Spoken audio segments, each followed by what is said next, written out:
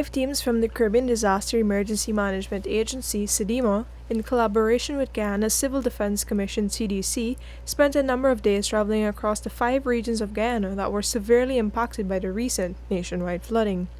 In regions 2, 5, 6, 7, and 10, the 5 regions that recorded a Level 3 disaster, the teams conducted a Detailed Damage Sectoral Assessment. On Wednesday afternoon, the team, including the Executive Director of Cdema, Elizabeth Riley, presented some of the preliminary findings to Prime Minister Brigadier Retired Mark Phillips and other government ministers. According to a release from the Office of the Prime Minister, among the key recommendations presented were the need for monetary support to be provided to farmers whose income were impacted, the relocation of farms in some areas, the procurement of planting materials, and the provision of food supplies to affected residents. Following that meeting, the Prime Minister said that a report from Cdema would inform the government's recovery efforts moving forward. In a nutshell, what it helped us to do is to start the recovery process in an informed manner. All right, because the report will spell out, the sectors that are severely affected by the flooding, as you can recall, that affected every region in Guyana.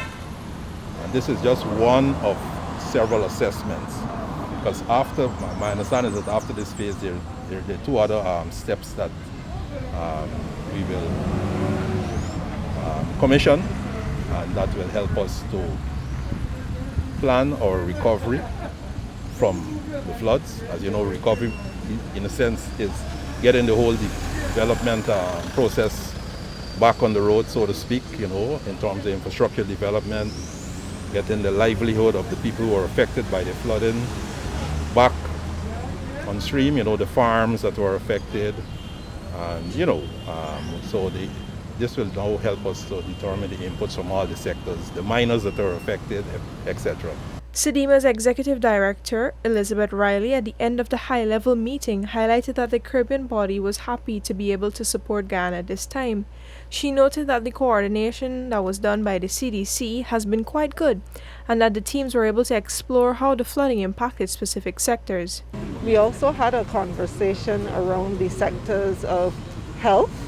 We looked at water and sanitation issues, and understandably, there are some challenges that are being faced with respect to water and sanitation in the aftermath of a flood of this magnitude.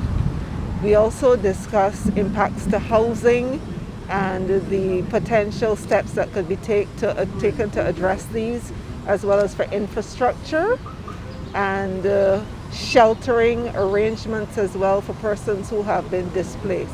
During his COVID-19 update on Thursday, the Minister of Health, Dr. Frank Anthony, spoke about this high-level meeting as well, and related that Cdema made some recommendations on how the Health Ministry could strengthen its response to and management of such a disaster in future.